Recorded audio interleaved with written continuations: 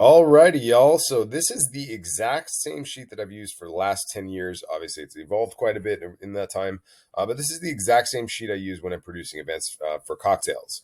And the point is very simple. Just to make sure that I've considered everything or as much as possible to make sure that I'm producing a stellar event for a client and that they are happy and that they are looking like stars so that they hire me again.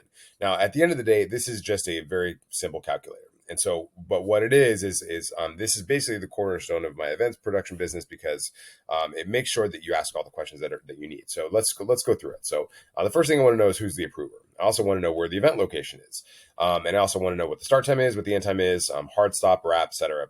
You know, who am I going to staff for it?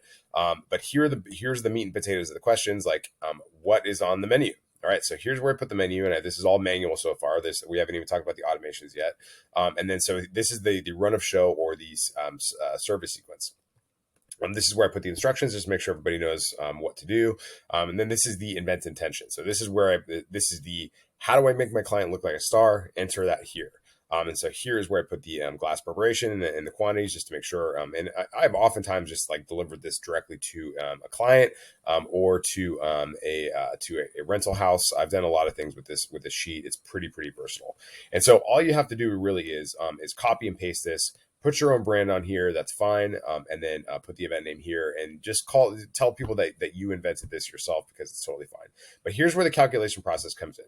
Now, the problem is that a lot of times we have to we have multiple cocktails being served at an event, and then we have to calculate how many of what ingredient are supposed to be served, and then the client changes their mind, or there's some sort of a soft element that we don't control that we want to add a contingency, or we want to reduce it to just to make sure that it fits into a vessel. So here's how we do that. So let's say that we're making a daiquiri here. So what's a daiquiri got? Rum, lime juice, and sugar. Let's say 1-to-1 simple syrup. Now, what happens over here? But it automatically starts populating this part up here, and so we're already starting to build an ingredient and a prep list. Now, what happens when we start to add in the amount? So let's say the spec is 2 ounces of rum and it's 0.75 of lime juice. Those are all decimals, and this is all specifically named a number. So I'm not getting cute with the capitalization or the spacing or the spaces at the end. It has to be exactly if you want it to match up. So, and then we're also going to be 0.75 of simple syrup, right? Okay, so that's our daiquiri. Now let's say we also want a Mai Tai, all right? So we want rum, lime juice, curacao, and what else is in there? Orgeat, right? So the spec is we're going to do 2 ounces of rum, or let's say rum 1 and rum, and then the other rum, right? So let's say we want to split the base and make it a fancy rum, fancy Mai Tai. So the lime juice, we're going to say it's 0.75 lime juice. It's going to have half an ounce of curacao. It's going to have half an ounce of orgeat, and then it's going to have 1 ounce of the other rum, right? So notice that the lime juice is, let's say we want to get cheeky and put a little teaspoon of simple syrup, of 1-to-1 simple syrup.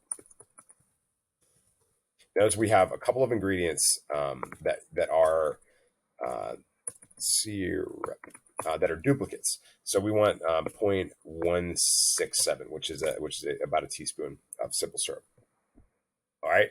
So now notice that over here, it's adding all these ingredients together. Now it's blurred out here, but if you really want this, I'll give it to you for free. But I worked really hard on this.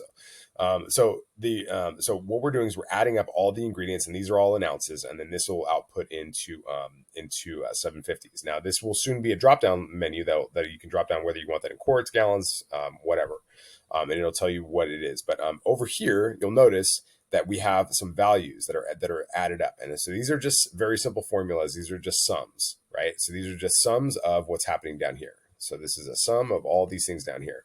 Now, what if we're like, wait a second, 5 gallons of daiquiri sounds like a lot of daiquiri. And let's say that we don't want that many daiquiris. Or let's say you're putting in a batch, you want to put it into dilution at, let's see here, it's 3 ounces, 3.5 ounces. So let's say we want a 30% dilution. Let's say it's 1 ounce of dilution. Hold on a second. All right, so we're adding. We got a whole ounce of dilution here. That's about 30%. We're like, wait a second, that's 8 gallons of daiquiris, and so wait a second, we want to fit that into a cornet keg. So let's say that we are going to bring it down to 150 ounces, or let's say now we're actually 150 ounces is still over the 5 gallon max. So let's say we want to bring it down to 125, right? So we bring it down to 4.5 gallons, and we're in happy days. So this goes up to 6 cocktails, and it does all the math, and it does all the entire shopping list for you right here. And it's very, very easy. And so again, I've literally delivered this and created this for clients, and just send them this file after estimating the job. So what I'll do is I'll take these ingredients and be like, okay, well, I'm gonna have I need to make X amount of Borjat. I need to buy X amount of Curacao, which is 2 bottles. And then I need to buy 4 bottles of rum one, five bottles of rum two, or 6 bottles of rum two, or whatever, 14 bottles of rum one, and you have a complete shopping list, and you don't have to deal with any of the stuff that of doing napkin on the back of napkin math, and trying to be there. So what happens is like the client is ultimately going to call you the day before and saying, hey, we have 50 more people that are going to show up. And so I need you to adjust the servings. So all you have to do is just change this little red number here, and we're like, okay, no problem. Sure, I got you. And 150 now. Okay, good. Sure. Done. No problem. And then it updates the numbers over here. And then all you have to do is just estimate how much the cost of this stuff is going to be to cost and to make and to buy. So it's just as simple as that. And you have all your information right here in this little BEO. So here the sheet is in action. This is an event we did a couple weeks ago called New York Wine and Food Festival, and it was just a small part. We were just a tiny part of a huge event, and this is exactly what we used. I just literally emailed the link to this document to my clients, and that was that. It was super, super easy. So this was all the math already completely done. We already had a complete load list. And then I've literally just copied and pasted this and sent this to a client before. Easy peasy. So this is the document. It's a good piece of kit for your toolkit. Really easy. May even just be a starter for you to get your sheet done. But I hope you enjoy it. Thanks.